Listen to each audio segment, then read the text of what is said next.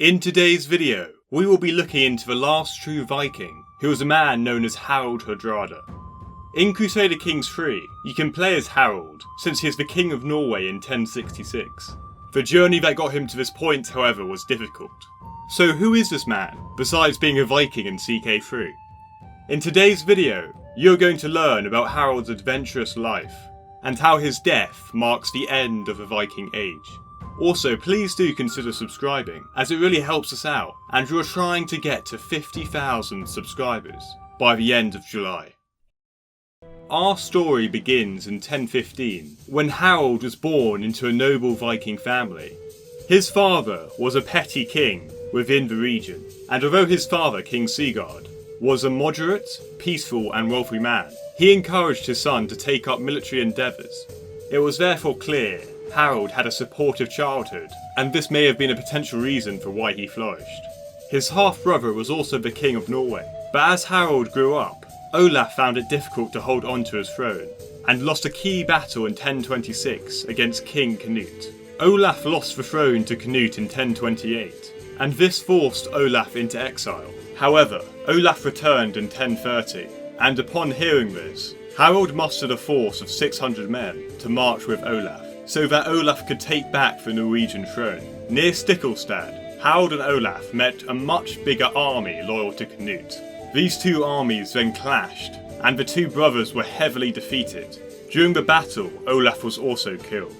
Harold then fled and went into exile to the country of Kivu and Rus, where he was welcomed by Yaroslav the Wise. Harold then fought for Yaroslav and gained a large amount of military experience. He was, however, ambitious and sought vast wealth for himself, which he could not get under Yaroslav. He therefore eventually left Yaroslav and thought he could gain great wealth and fortune by fighting under the Byzantine Empire, and so therefore he sailed to Constantinople in 1035.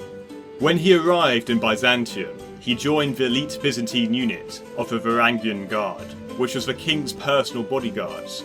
From here, Harold fought in all corners of the empire, going from Palestine to Sicily to Bulgaria. It was said that Harold was taller than most, and was a strong, charismatic leader. Things were going well for Harold, and he gained a reputation for being a fantastic fighter, and gained vast wealth for fighting for this rich emperor. Things would suddenly change, however, when the emperor died in 1041. The new Byzantine emperor imprisoned Harold. It's not exactly known why he was imprisoned, with many different theories circulating.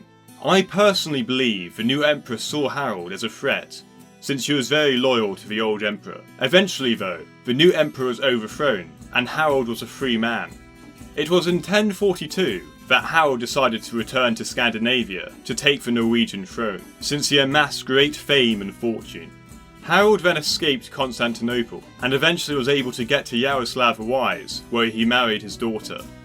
Harold then returned to Scandinavia in 1046, and he found that Olaf's illegitimate son was on the throne of Norway and Denmark, and he was known as Magnus the Good. Harold made key alliances within the region, and then declared war on Magnus for the throne of Norway, and raided the Danish coast. Magnus, however, was recommended not to go to war with his uncle, and so they agreed a compromise, where Harold and Magnus would be rulers together. It wasn't a comfortable compromise, but a year later, Magnus suddenly died in 1047. Magnus, however, named Harold's betrayed ally as the King of Denmark, leading to a 12-year war between Norway and Denmark. This 12-year war was a stalemate, and took a large economic toll on both sides. It was not until 1062 that things would change. The Danish king decided to meet Harold in battle to settle this conflict once and for all. Harold then fought the Danish king at the Battle of Nisa, and won the battle. It was however not decisive, and a peace treaty was signed between the two kings, due to economic harm they both faced. Although this war ended, the war days of Harold were not behind him, and after this long war, he turned his sights on the shores of England. This brings us to 1066, which is the start date of CK3, and we see Harold in a war for the English throne against Harold Godwinson. The English king's brother, Tostig, encouraged Harold to invade England, and so during the year 1066, when Edward the Confessor died, Harold led a great Viking army and landed in the north of England. The Vikings were initially successful and captured York after the Battle of Fulford, where they crushed the English nobles. However, the success of the Vikings would only be short-lived. The English King Godwinson marched up from London to York in record speed. Godwinson then captured York and attacked Harold at Stamford Bridge. This was a massive surprise, and Harold did not expect the English to be up in the north so quickly. During the English attack, the Vikings were unprepared and had little armour, and so both Tostig and Harold Hardrada were killed in the battle. Many historians agree that the death of Harold marks the end of the Viking Age, but can you change this in Crusader Kings 3 and take England with Harold Hardrada? Thank you guys for watching, and check out some of my other videos.